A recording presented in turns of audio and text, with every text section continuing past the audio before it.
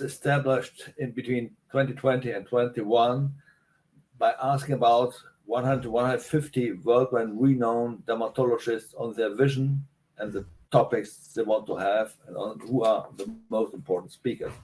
So together with a scientific program, then in 21, we made a synthesis of this and established a completely new concept of how organizing the Congress.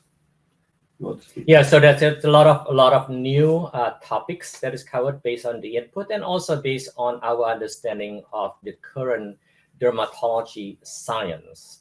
And this would include, for example, the artificial intelligence. This would include skin of color.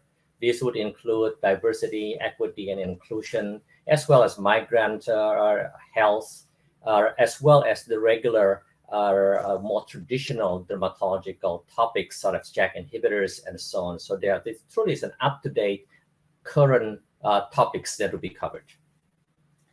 So this said, it's also important, especially with the last part, that over the past 20 years, dermatology revolutionized, and it was previously more industry developed a new concept of therapy.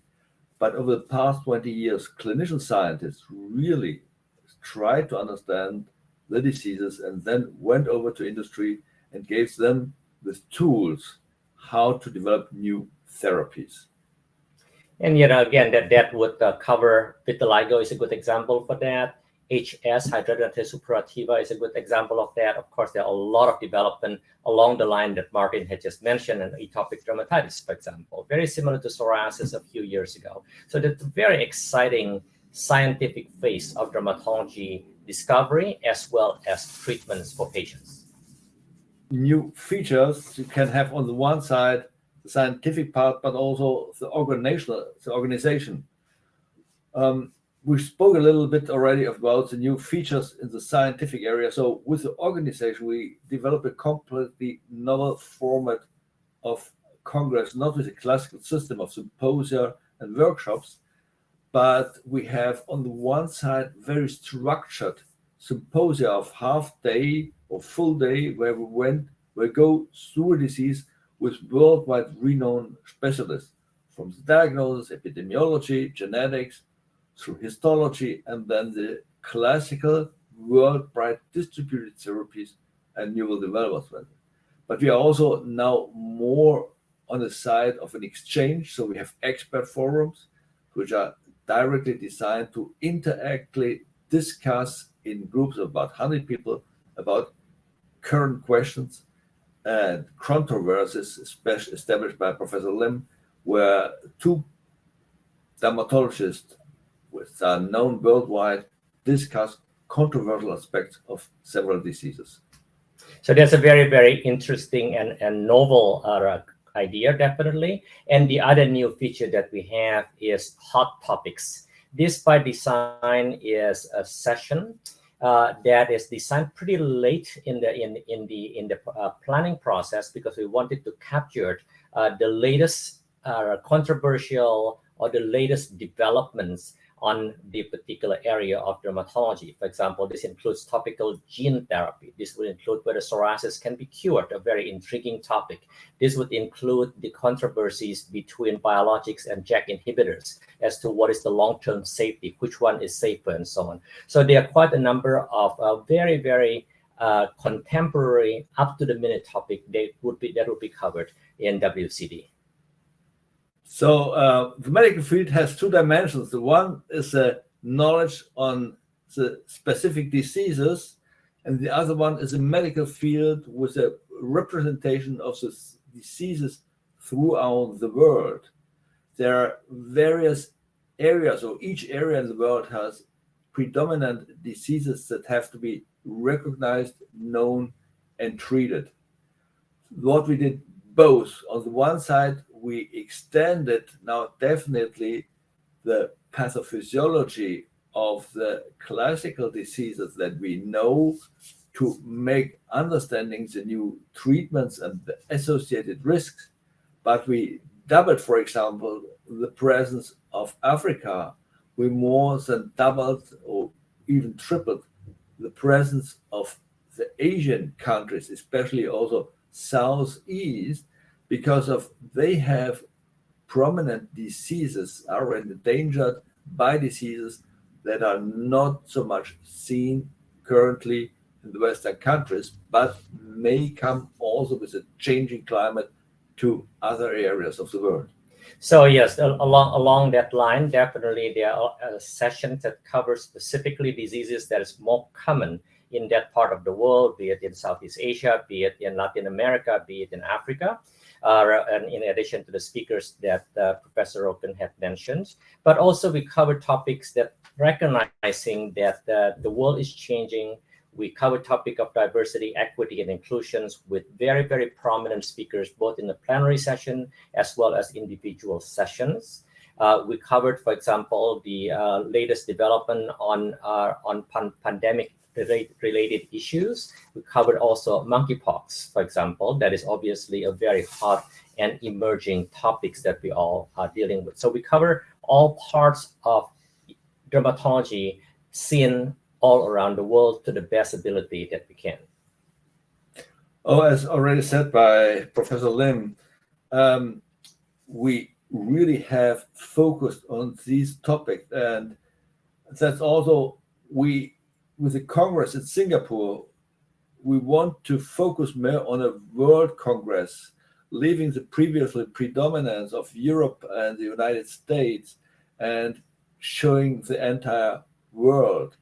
So we have in the distinguished lectures, which are one each day, we have within the plenary session, within the symposium, also the expert forum and the hot topics, definitely the problem, especially of the climate change, with really very famous speakers and really excellent scientists. We have the topic of migration, but not also the migration, but also the problem of appropriate delivery of drugs to poorer countries. This is a main topic there. And the pandemics and migration, which are currently really a major threat and will probably develop over the next years, which will also be shown.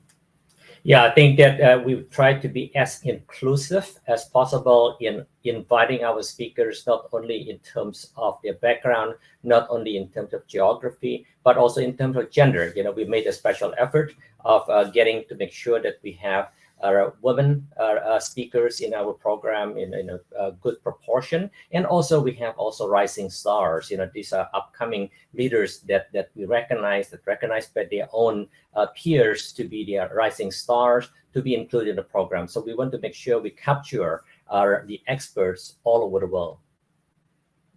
That's simply said. We introduced completely new symposia, which are either on a whole day or on several half days, treating the topic of artificial intelligence and new technologies. So it's really a focus within the symposium for those who are interested in it, and even we have a plenary talk on it.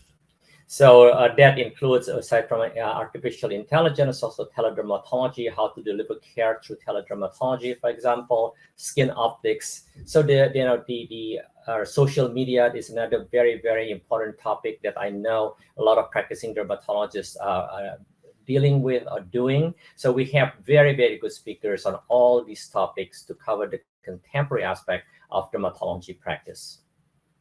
So this has a scientific and an economic aspect.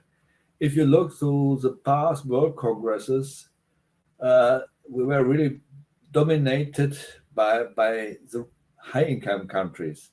And the major effort was first done to support those of low and middle income countries.